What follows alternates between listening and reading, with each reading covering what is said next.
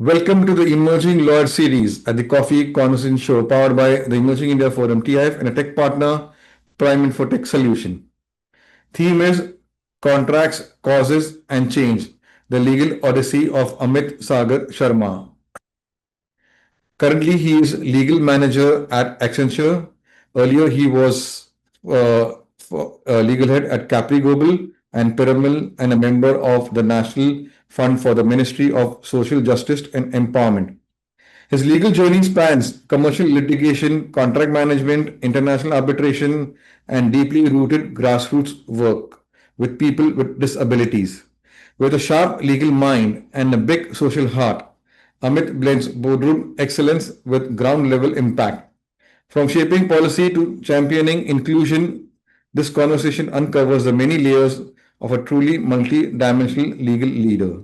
And we also come to know Amit as a person. So welcome Amit, today's Coffee Conversation episode. Thank you. Thank you for having me. So let me explain you. There'll be 3 rounds: professional journey, personal journey, and a surprise rapid fire round where you'll do the hot seat. And here's your inspiration, legal AI, which will be autographed and sent to you. But you have to be witty, fun, and quick.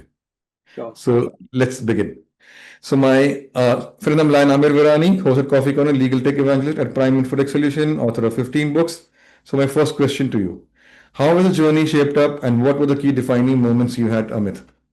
Well, I've started with a very humble background of joining in courts, high courts, and I'm in a couple of other courts which I worked in my earlier days. Then I have shifted to like corporates and started my journey from like Piramal, Capri Global, and then finally coming to Accenture. And there are a couple of the road is not smooth for the youngsters. I can at least say you have to if you have to reach at top, and you don't have to become a common like any other legal manager or at your workplace. You have to burn yourself. You have to burn the oil. You have to learn new things. You have to listen to your boss, his whatever lessons he teaches you. So yes, in totality, a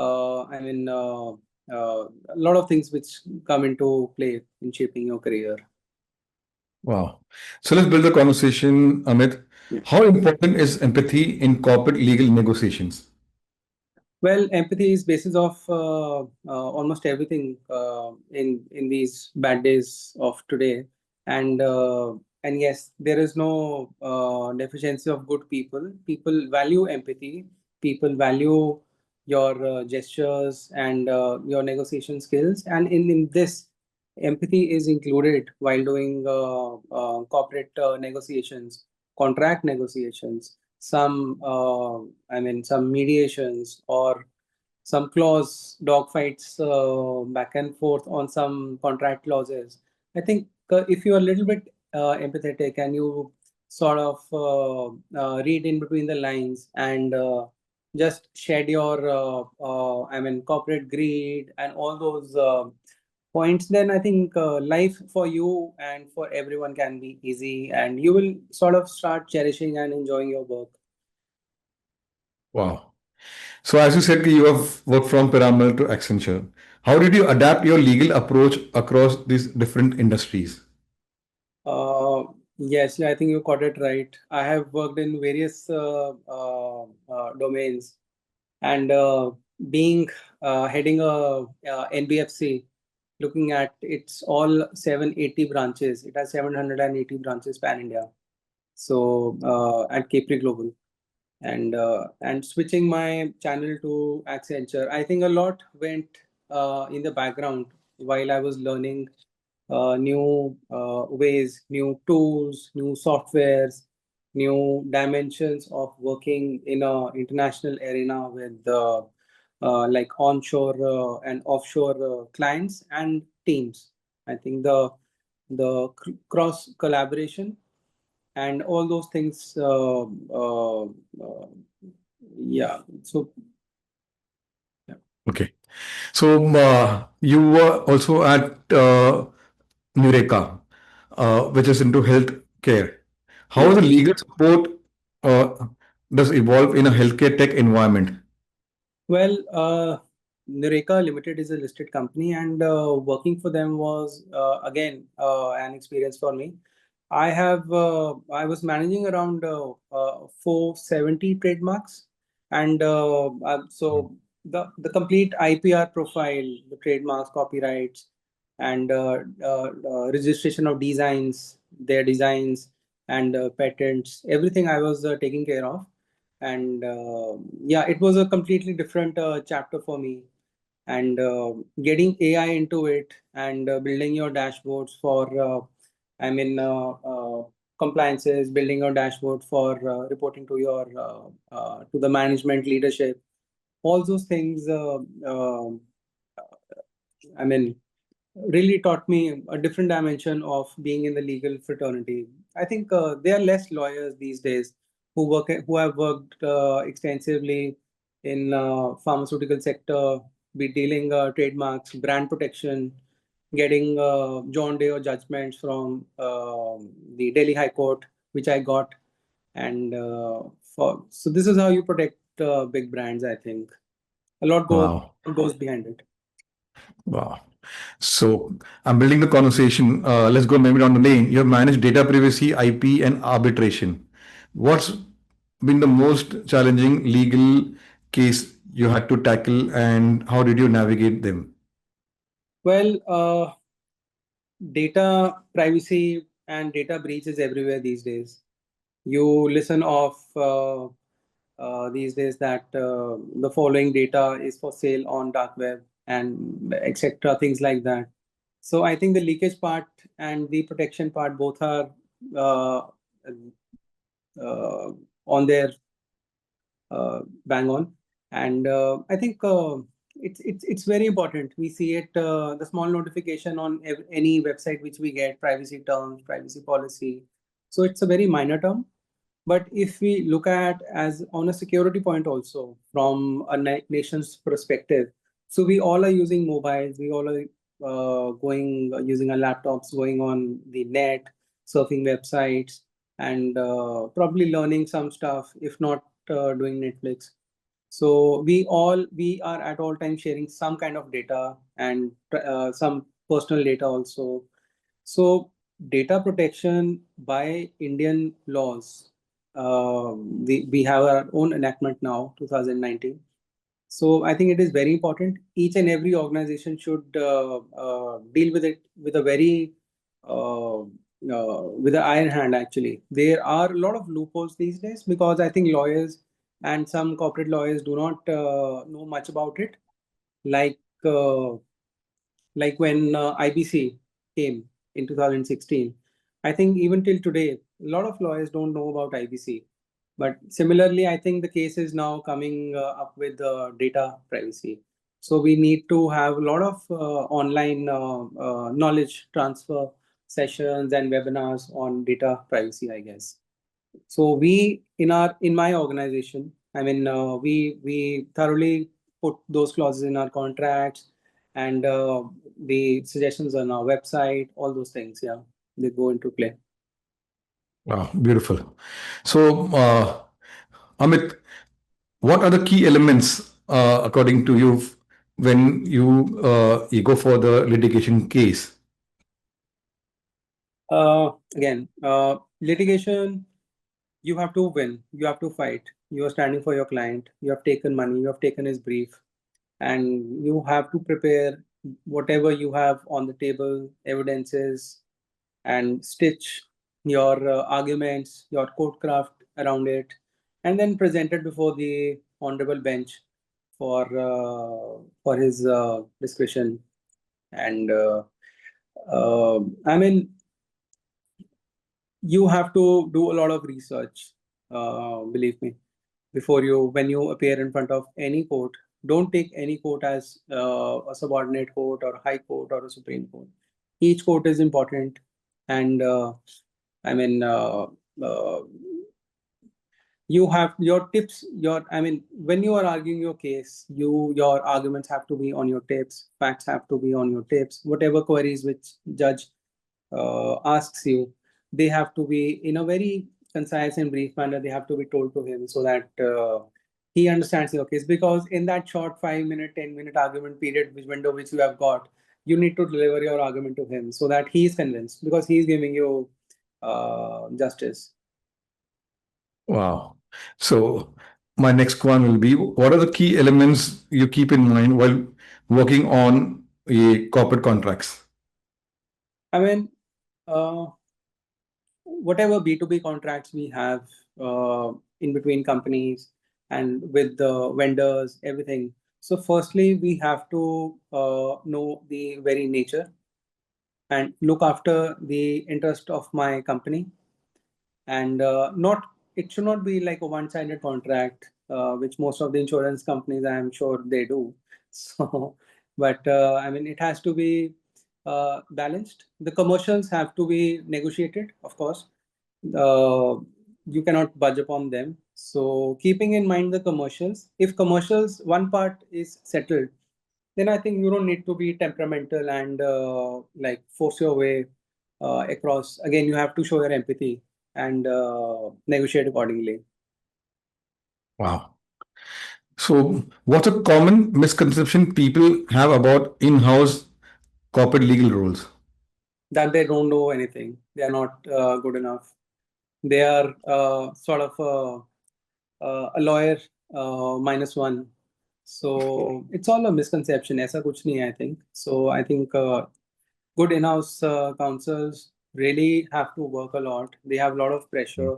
The whole company is banking upon it. Leadership, they have to guide the leadership. They have to sometimes sit in the board meetings and suggest the board as to on the risk points which are there. So a fun fact is that most of the contingent liability of any big company in India, say various companies of Tata's, and all the top 15, 20 companies of India, in their balance sheet, the contingency liability section has the maximum number of contribution from legal department only. Their liability, contingent liability, is because of legal department and is taken care of because of legal department. So I think in-house lawyers have a lot to do, and big kudos to them. And they all are doing a great job. They are from my fraternity, and I stand with them. And yeah, a lot goes in it. Wow. So now AI is everywhere. How is AI impacting corporate legal work? Uh, yes, I think when I talk about because I'm a lawyer, I've been an advocate, practicing advocate. So we have, I think my generation, we have seen phones coming, mobile phones, and from mobile phones to probably laptops, and then super smart phones, and now AI in it. And I think AI in legal domain has really been a boon, in other words. So in some places, it is acting like a monster, like in software development and coding, etc. But I think in legal field, it is becoming a very good support mechanism. You cannot replace the human touch, the court craft which an advocate, an experienced attorney can do. But I think AI has given that it's a very good tool in via which I mean, you can do your researches quickly, draft your clauses quickly, make a repository of clauses, and make some Power BI backed dashboards for better optimization and time saving while you are updating your status trackers, maybe while you are performing, if you are from corporate fields, companies. So I think AI has in real made your work uh, more, I won't say easy, but more efficient and more presentable in a less way, Wow. less time. Yeah. Yeah. Who influenced you or who do you follow from the corporate legal world? Who influenced me? Uh, I have learned from a lot of people. I've learned from a lot of people. I've learned from juniors also. I've learned from the colleagues which are not from legal department, I've learned from them, compliance teams, risk teams. So I have I have this tagline that if it is to be, it is to be me. So keeping that in mind, I learn from everyone. But there have been some good mentors in my life, which I go back to, like my mother. She's a senior advocate, and whenever I have some trouble, so she's the troubleshooter. And there have been some corporate leaders which really guide me. I go back to them, I call them, and we have a small chit chat, formal, informal, and yeah, I think that small experience dose really boosts your confidence. Yeah. Wow. So, as you said before, okay, your roots have been litigation. Do you ever miss the courtroom? Definitely yes. I have. There have been one odd incidents that it was a rainy day actually. So high courts these days are growing mad because of traffic. So yeah, Hmm. I mean, uh, you sometimes it happens. You miss your bus, but then of course you apologize whenever next your number comes. And then I think being a young lawyer at that time, the Mhm. justice was more than kind to take my hearing after two numbers. And yeah. Oh, good. Okay. So, Amit, how was the experience like being part of the National Fund under Ministry of Social Justice? I'm doing two parts, the experience part and how did law intersect with social work there as a second part? Uh, yes. So I was a member of a committee of National Fund for the Ministry of Social Justice and Empowerment, Government of India, and they have their national fund. So there are two civilians in it. So I was one of them, and the Honorable Secretary of the Ministry is the chairman of the committee of the fund. So there are seven members. There are a couple of joint secretary finance, joint secretary culture, joint secretary social justice of the same ministry. So we had worked upon various pointers. We normally have meetings at regular intervals in which we have to pass certain projects, certain assignments, certain budgets have to be allocated. So we all sort of sit and work on it, sign it, the agenda, and accordingly it is implemented. So I mean, I wanted to open a choreographic school, a dance, music, whatever center in state of Punjab, and I mooted that report project to the secretary ma'am at that time, and it was passed, and now it has been operational. So a couple of these points, I think, from social angle, yeah, you can make a difference like that, small differences. Ah, beautiful. So, my last question for your professional journey around what advice would you give to young legal professionals who want to enter corporate legal team? Uh, for youngsters, I think these days, don't take shortcuts, please. There are no shortcuts to success. As I've heard it from my elders, and you have to do the grind, and don't please be the typical Gen Z, and go the old, because you are in law, so you have to go the old traditional way, learn your way, go statute by statute, and find your interest, whether you want to do arbitration, you want to do IPR, you want to go into traditional litigation and contracts, anything. So find your interest and just go for it. Approach me if you want. I'm available, no problems. And I've mentored couple of young lawyers, which would be hearing this, I think.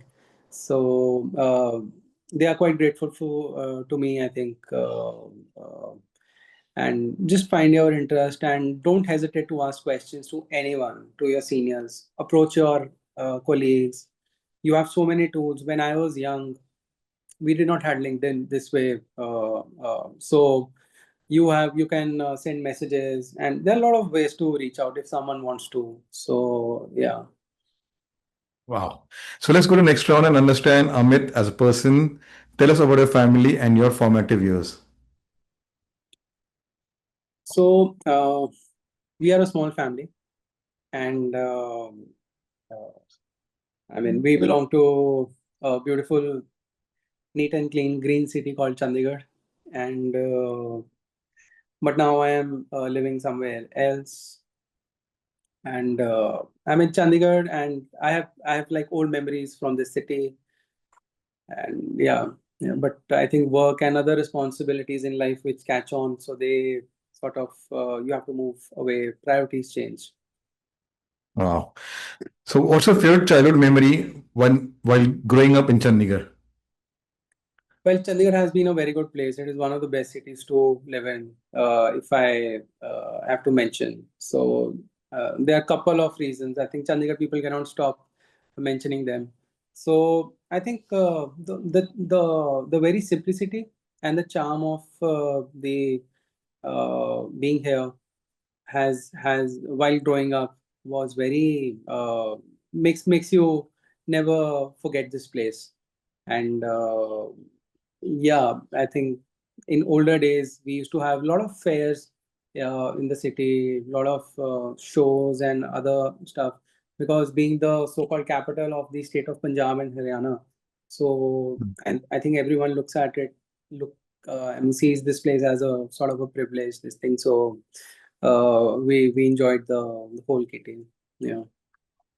So let's make a tour guide. Someone wants to visit Chandigarh. What are the places to check in and food to have?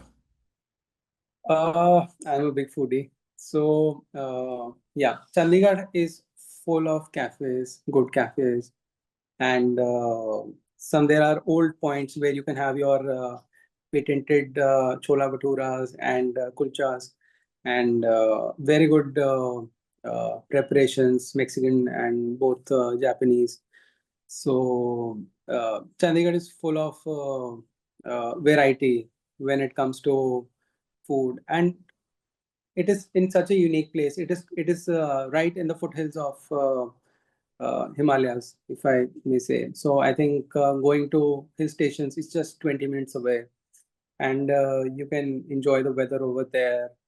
And there are a couple of spots, I think, if I say the heritage part of it, you can go to Rock Garden, you can go to, there are a couple of parks where you can, like in winters, take your families there, have a small picnic, and yeah. Wow. So which is that hobby or interest which helps you to unwind?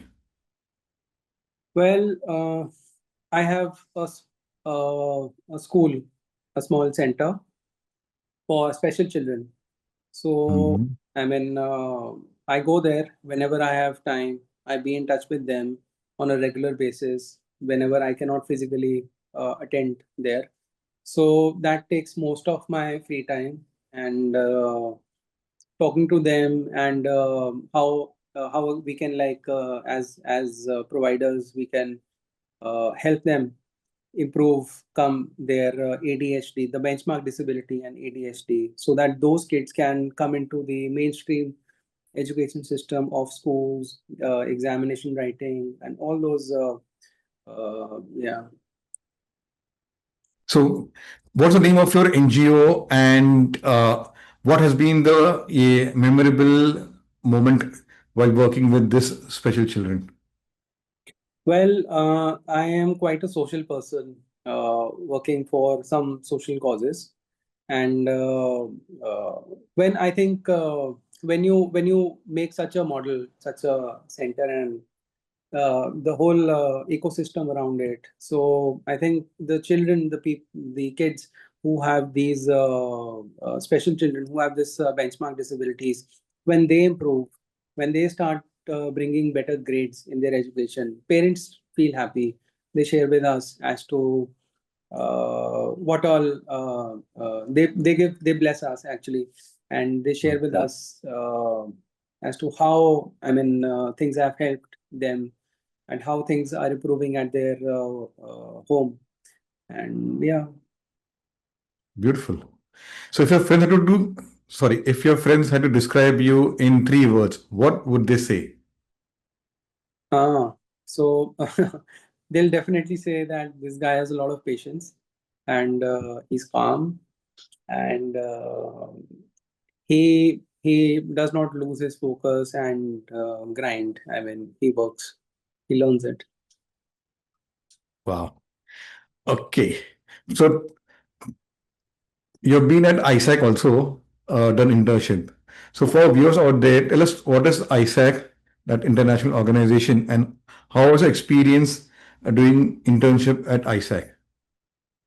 Yeah, in my college days, I think like any other youth join such different organizations. So I went to uh, one of their internships programs, which they offer. So it was Hmm. quite a cross culture at that time. I think talking about 2006 or 7. So it was quite interesting, and you learn about people, cultures. I mean, they really give you good exposure, teach you a different dimension of society, how people operate, how I mean everything around it. Beautiful. So which is that book or movie which has left a lasting impact on you? Yes, there is a book by a lady called Louise L. Hay, and she has a book. I think the name is "You Can Heal Your Life." So Yeah. it teaches you. It is basically about yourself only. So it teaches you about how your psyche, your psychology, your temperament, your thinking patterns affect you, and how you can improve them. And you are only the limit. They teach you those positive affirmations and all that good stuff about how to improve basically you and yourself. Beautiful. So my last one is a googly one. Describe Amit in one line. Oops. So calm, who gets the work done and does not shy away. Yeah, Wow. So let's put in the hot seat, the rapid fire round. Courtroom or conference room? yeah. I think courtroom. Section 80G or section 138? I think 138 easy. Your favorite color? Orange. Delhi winters or Chandigarh rains? Chandigarh range. Contracts or causes? Contracts. One word to describe your leadership style. Uh, Calmly aggressive. Wow. Your dream travel place. I think it would be the Alps in month of September, November, when which Wow. everyone talks, and the train ride up the hill. So yeah. Wow. Beautiful. Your go-to comfort food. Your what? Go-to comfort food. Uh, I think I'm a big home. I love home food, and it would definitely be Rajma Chawal. Wow. Best piece of advice received. Uh, Advice, I think couple it was received when I was small. So Hmm. they say that whatever field you are in, just try to be number one. Don't be a number 10 in a excellent field and think that you are a boss.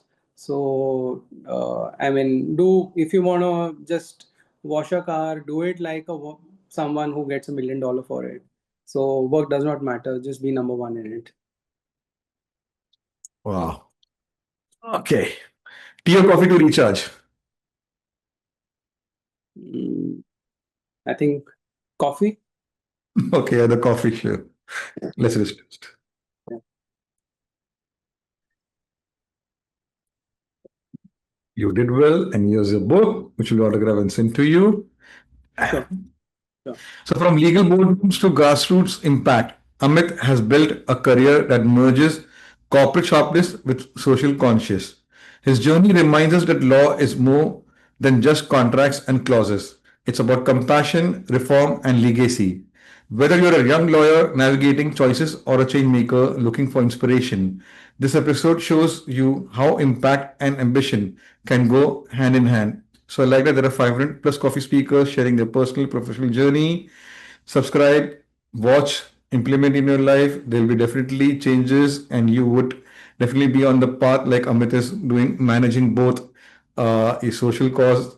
He's impacting the special children, and that's hats off because we also have done a special episode, Little Master Chef. I'll share you the episode where there is this Verishka Foundation. We did Mean Coffee with Dr. Tatiana Dias, and we did a little master chef where they were cooking what do you say, bhaji and roti, and we made them do the plating and do the presentation. So that was a memorable moment for all of us, especially for the special children, because Yeah. it they had won the hat also, chef hat. Oh, great. Great. Great. So this is what coffee brings to the table, and we continue a conversation over a cup of coffee with another speaker. So take care. Thank you. So, thank you. Thank you for having me.